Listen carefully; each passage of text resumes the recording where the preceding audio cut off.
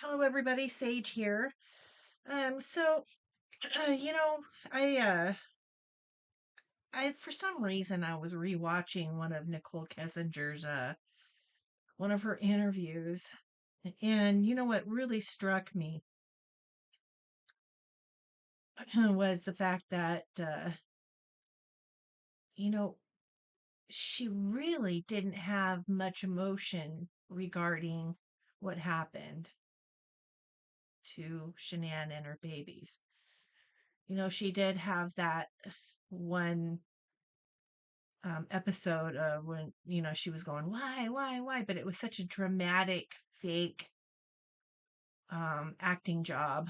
But other than that, she couldn't even really say their names until one of the police officers pretty much made her say Shanann's name. And it's just kind of a stark difference between someone that has a conscience and doesn't have one regarding what had happened to Shanann and her babies. And you know what strikes me too is the fact that, Nichol Kessinger had looked up Amber Fry, you know, and that's a fact. She did. She looked up Amber Fry. And Amber Fry was Scott Peterson, who was also a family annihilator. Um, that was his mistress. But if you were to look back on Amber Fry's um, she went before like news the news people like cameras and whatnot. She was visibly shaking. She was tearful, tears streaming down her face, her voice shaking. There was definitely um an emotional response to what Scott Peterson had done. And if you were to look at those two side by side, Nichol Kessinger and Amber Fry, it's just they're vastly different. And it's really scary to me because I know that she's got everybody pretty much watching for her. So I think it's very difficult for her to repeat this type of behavior with another man. But I kind of wonder, if you guys do with me too, I wonder is uh would she do would she do this again? And if so, oh, um, the DEA better hope she doesn't, because that'll come back on him. He will definitely, what do you call that? Have egg on his face, at the very least, regarding him not pursuing any more investigation uh, towards Nichol Kessinger regarding what had happened with Shanann and her babies. So let's see. Let's ask the cards.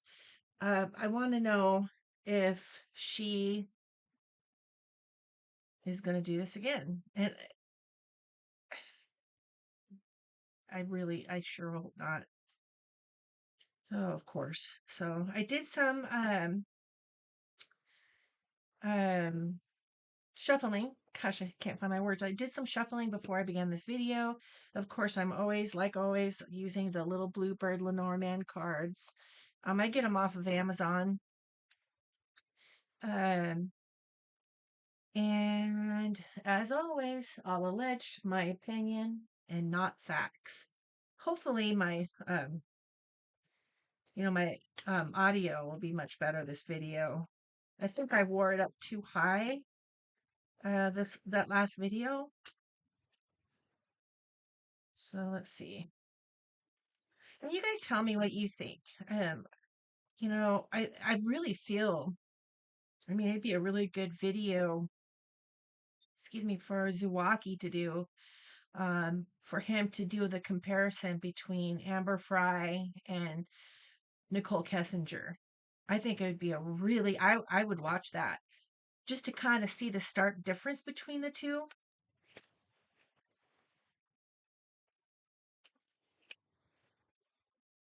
because she wanted to see if she could make money, like write a book like Amber Fry did.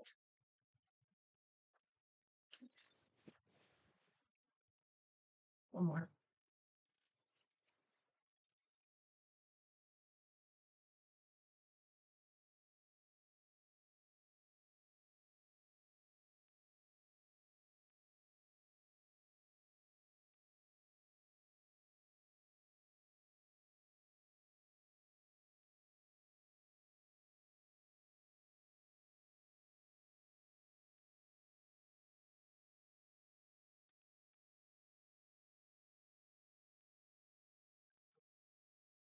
All right.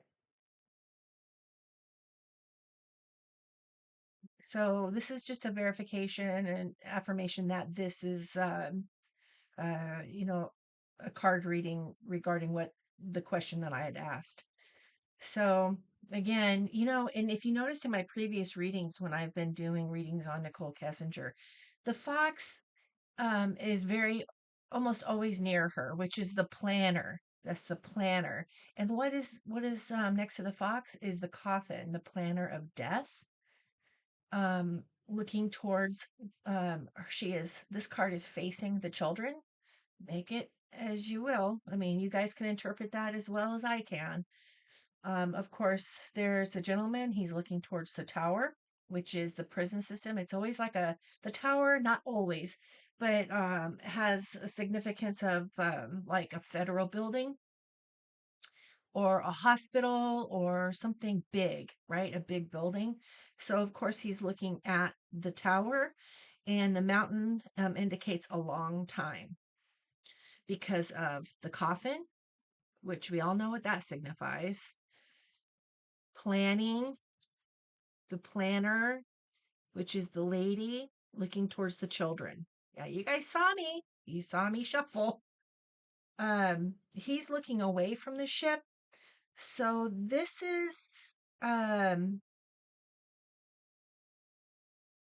has a lot to do with um, past memories, past events, right?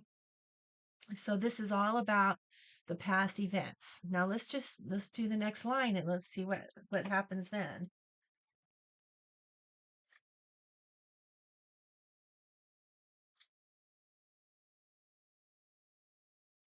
Oh God, you guys. So the crossroads is um signifies a couple of different things.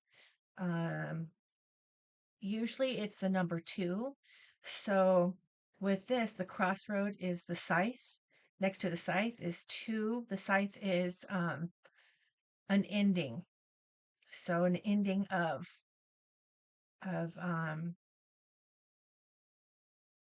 oh, I can't really say it on YouTube, you guys, but an unaliving, right? That's kind of what I have a feeling because it's directly underneath the tower, and that's the reason why he's there. So the number two has me thinking so far that it has something to do with two people that is responsible for the unalivings, and both should be in the tower, which is the prison system.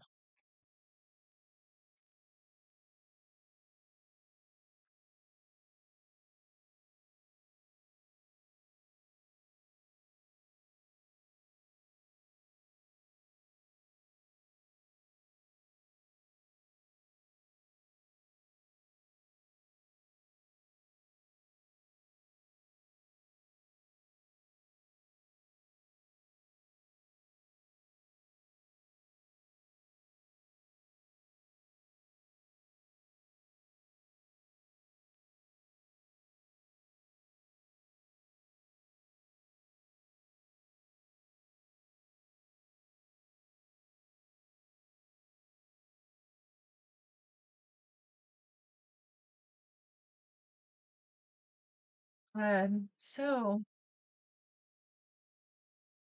okay, there's a lot of things kind of showing itself here in the spread. Uh,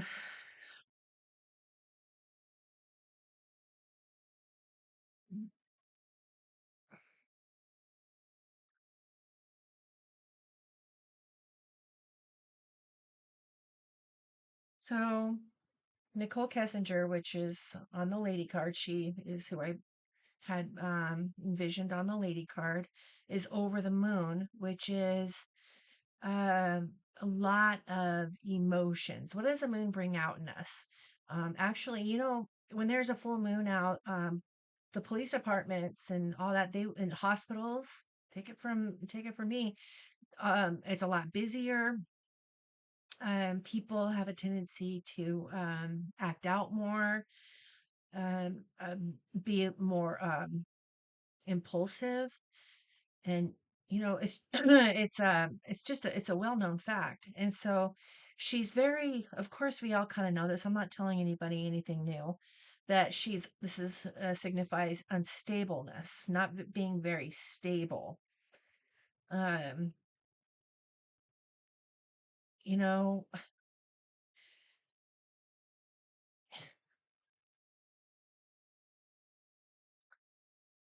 and when I'm looking at these cards, of course you all know I get these little snippets of these like flashes of images in my head. But so when I pause, I'm kind of trying to filter through that too, just to kind of um, make sense of some of this stuff. But with that unstableness is coming someone, like we asked if she was capable of doing this again, right? And the stork is like creativity.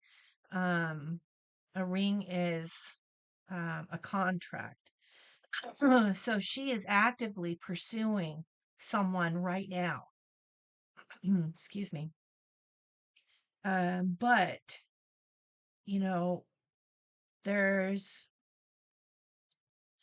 excuse me. Sometimes that happens when I do these readings too. I get like a very dry throat, and it gets a little difficult for me to speak sometimes. Excuse me.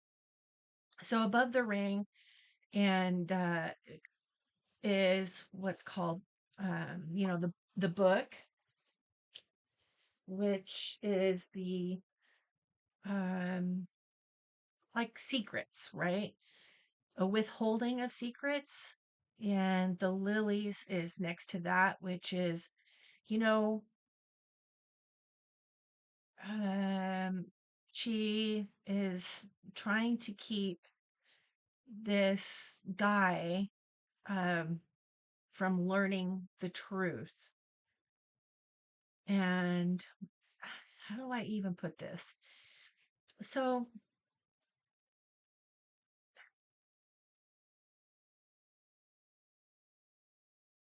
she is trying to keep it under wraps, right? Keep under wraps. I don't know how she's doing it though, unless this guy came from underneath a rock. Because I mean, everybody knows about Nichol Kessinger. I mean, everybody. But I feel like there's like a lot of misleading happening towards this guy. Of course, I mean, I really do not see her um, knowing how to tell the truth. I think that she'd forget to breathe if she wasn't telling a lie. You know, she's just one of those types of people, in my opinion. Um, so, anyway, there is someone that she has in her sights. Also, I want to point out something. Um, I know that Zuwaki had received, I don't know, I guess it was someone had called in. I didn't watch that episode. I really should. I love Zuwaki. But I had heard a snippet about him possibly talking to her, or there was someone calling in, and it sounded like Nichol Kessinger. And I'm going to tell you right now. So the bird signifies electronic talk. So that could be, over a computer, an email, the phone system, and the robber mice. The robber mice has a lot to do with, oh, trying to take away something, right? And the letter as well. The surprise, the letter actually. I would be surprised, Zawaki, if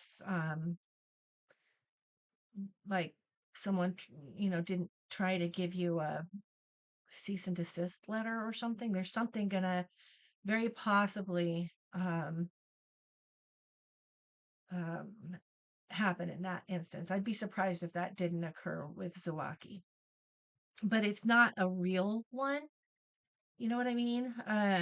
It's very blatantly ridiculous because if she's trying to um, keep Zawaki quiet, she's gonna have to send out thousands of cease and desist letters. I mean, literally everybody on YouTube has had videos out on this lady. So, I guess we'll just happen to see about that. But yeah, I mean, this is a very much of a verification that she is watching Suwaki, and the snake next to that and over the bear has a lot to do with a lot of anger, a lot of horrible talk towards Zawaki and anybody who makes videos regarding her. She wants she wants this all to be gone. She wants all to be forgotten. She It will never happen, Nicole. It will never go away, Nicole. This will always follow you around. Always. Always. You will never, ever be able to um, live a normal life because of this, you know, um, ever. So you will always be recognized wherever you go. It doesn't matter if you do go to Alaska or not. It will not matter. You will be recognized. We know you here too. So anyway, yeah. So currently there is a prospect that she is checking out.